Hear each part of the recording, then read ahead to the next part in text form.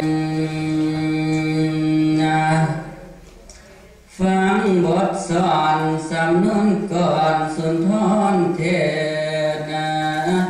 วันนาประเวทต่อเรื่องนิทานและเทศนากล่าวถึงองค์พันฟ้าภรยาเวสสันดรพร้อมบังอ่อนมาเหสีแห่งมัทธิเมียแก้วกับทั้งบุตรตาลากษัตริย์ผักให้จากเวียงไสสู่ดาวเข้าแขนเมื่อแขนเถือขับนี้จากแขนเนรเทศไก่ตาอนิจจาชีวิตลูกพญาจอมฟ้าคิดแล้วสงสารนากษัตริย์ผู้ตกยากสาบได้พอทุกงอนสิจนได้ดอกสำใดต่อแต่นี้ก็สิได้เดินตินเป้าธรรมดาพระก็จะโดนนางมิ่งมัทธิสีฟ้าโอสะเอาเดือลากันหาเจ้าอยากเกียอุ้งสะดีนอนยาพระวันอายสิซอยเอาจางแม่นอ้อมเบากับทั้งเราเดินทางห่างจากสีที่มากับผ่านเคมีบ้าน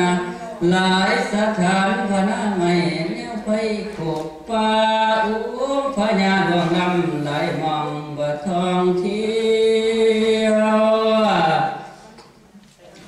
ทุกที่พร้อมไผก็พอค่อยถามมาจากความงามดำเขากะเราเลยละยายเห็นคนฉันจนไผ่เข้มไฟกะทำไทยเขาเสียเข้าป่าไม้ประสงค์สั่งสวนสิวิน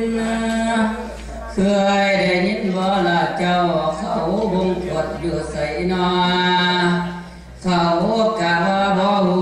ผู้ขาบ่คือจากว่าเลยไปแท้ทั้งใดบ่หูความมีแต่เว้าอ้อมวงกฎนั้นหากอยู่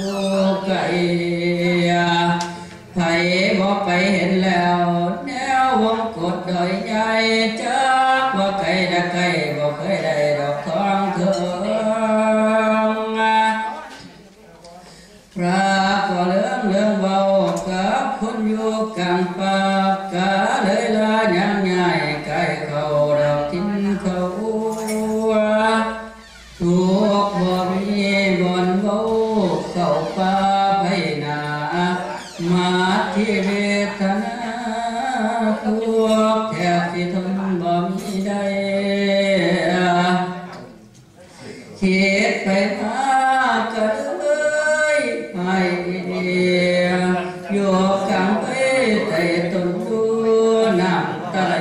สู่เพื่อนทั้งสะอื่นอินสอยนั่นล่ะนะสาธาอยู่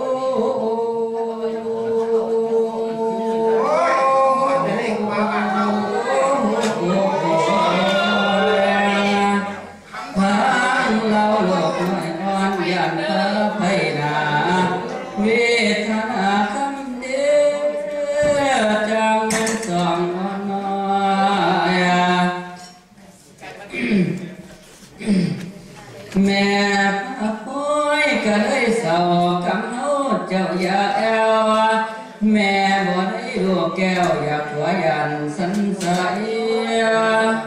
พาข้อขาวแล้วกะย้ายปิ่นไปเหี่ยวเย็นทางเราเวียนหัวอ่อนแห้งหิวลาผู้เขาตันอยู่ทางนาโศกาบ่เว้นวางทางยังขับแคบค่อยตีนกะต้องดอกต้อยต่อทุกหลายเพิ่งสิพอมาที่จมน้ำ มือบ่วางกันหาอ่อนกุลาทั้งให้อุปราไทยหอนกันดอนทุกข้าเวทเทศว่าคอยพักบ้านมาที่เสาความเงาองค์พระเวทเจ้มเจ้าจะต่อนั่งมาที่ทุกความกรรมเฮามีให้คอยทนเอาไว้ทุก